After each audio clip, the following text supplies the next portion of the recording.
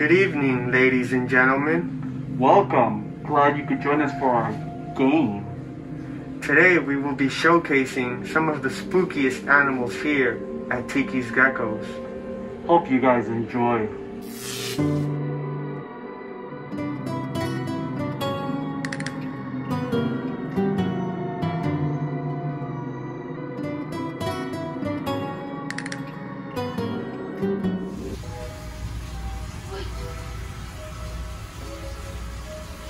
Alright guys, this is my favorite species of cave geckos. These are the Japanese cave geckos, or the Ghana something orientalis. I don't know the scientific name, it's very hard to pronounce. Anyways, these guys are a pretty, like a skittish, very secretive lizard, but they're absolutely gorgeous. As you can see, their oranges and blacks stand out very, very well. This one's actually a little bit brighter orange. Typically, they'll be a little bit brighter than this. As you can see, they're very fast, so I don't want to have my eyes off of him because he might escape. But I'll show you this one. This one has really nice colors as well. These guys are from Japan, and they're gonna be, you know, their environment is a very cool and humid environment. They don't want it to be too hot. You don't want to get these guys above like 80 degrees. You want to keep them in the low 70s, and the 70s, mid 70s is okay also. They could even drop into the 60s, and like their name suggests, they are cave geckos, so they will be, I'm freaking out over here. They will be most of the time hiding during the day because they are nocturnal. Now, if you look closely, these guys actually have really, really cool red eyes, which matches our Halloween theme here today. And I'm trying not to lose one, but look at the eyes on that thing. These guys are absolutely ridiculous and a very, very fitting gecko to show on our Halloween episode. Alright, so in here is one of my all-time favorite geckos. These are called Tokai Geckos. Now, they're notorious for being super skittish, super grumpy, and I thought it'd be a great animal to show for a Halloween special. Oh, she just like went up my arm. This girl is actually not too bad. She is a little skittish. That is pretty normal. What's her name, man? What's her name?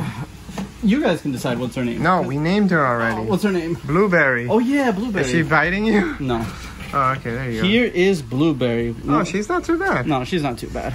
These guys will, and then she turns around and bites me. There you go. That's the Tokai Gecko we love. Yeah, so that's why they get their name, Tokai, because they make a Tokai noise. Yeah, it doesn't really sound like it to me, but yeah, it doesn't really. But check out that mouth.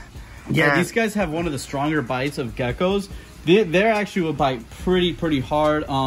They're actually really tough geckos, man. In the wild, you see a lot of videos, like in Thailand, where they come from, of snakes like trying to eat them, and then either like fighting back before they die, or ganging up on another snake because it's eating one of the other geckos. These guys are super tough animals, man, and super spooky.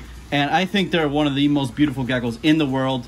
They'd definitely be a lot more popular if they weren't just so, you know, naturally, I guess you could say, more aggressive.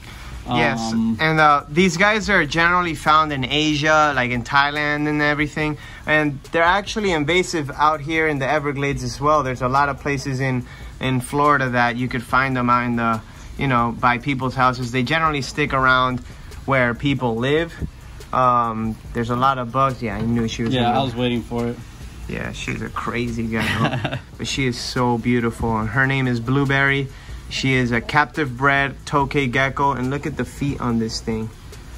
This is like the original gecko. Their scientific name is actually gecko, so this is like the original gecko. They got a nasty bite too if they get you in those chompers. Ooh. And basically their setup is pretty simple. We like to put a lot of cork bark and tubes and stuff for them to hide in. Yeah. During the day, they're pretty much gonna be hidden. Yeah, they're nocturnal geckos. In the wild, they actually love being inside of like hollows. That's why we do give them the cork bark and stuff. You're gonna bite me. No? Okay. And their diet's mostly gonna consist of like insects, crickets, roaches, worms. They'll definitely take a chomp at the occasional lizard or gecko if you let them. But their main diet is gonna be the crickets and all the variety of insects. But these guys do get big. They can get tame, as you can see. This girl is pretty good.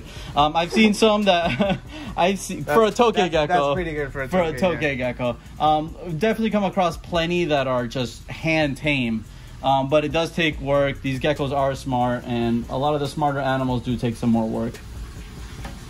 Yeah. Now she's gonna dart into her tube. Bye, Blueberry. Alright guys, these are rough-throated leaf-tailed geckos from Australia. They're actually one of the biggest species of geckos in Australia. They might be like the second or third largest leaf-tailed gecko species in general. But look at these monster animals. They're very creepy animals. They look like they're almost like insect-like with the feet and the way they move. And these guys are just absolutely incredible. Obviously, they get their name, leaf-tailed geckos. Rough-throated leaf-tailed geckos because they have the scalation underneath their chin right here. Let me see if I can maneuver this guy over here. They have really nicely prickly scales on the bottom of their throat right here. And they got that leaf tail. Yeah. Another cool thing about these guys is, unlike most geckos, especially the ones we work with, they don't have toe pads. What they have is almost like an anole iguana toes. So it's very different from the other leaf-tailed geckos from Madagascar, and in general just most other geckos. Yeah, and as you can see, their like body is made perfectly to camouflage within like cork bark, all pieces of like crevices and rocks and stuff. And if you look at this tail here, it looks a little smoother because this is actually a regen tail. This girl here has her original tail, and as you can see, it's like pristine, it's perfect condition. And this one dropped its tail when it was younger, and it actually regenerated. And these guys, what they do is they get on cork bark, and then once they get on cork bark, they completely flatten out. They flatten their body, they flatten their tail, and they're basically invisible. They'll camouflage inside cork bark so perfect, as you can tell. Us predators will never find them. They're sometimes in their own cage, and we'll be like, oh, are we missing a gecko? Yeah. The cool thing about these guys too is that they're very simple to keep. They're almost like the Rhacodactylus, where you need it a little bit humid, not as humid maybe as like some of the Rhacodactylus and New Caledonian geckos, but they're insect eaters, so they're gonna be eating mostly insects, and you're gonna keep them, you know, in like Exoterra. They get a very good size, you know, much bigger than like your regular crested gecko. This guy is an adult, but he's still gonna be doing a little bit more growing. And man, I tell you, I wish you could feel how these guys feel. It's just like super weird, very different than any other gecko species that we care for.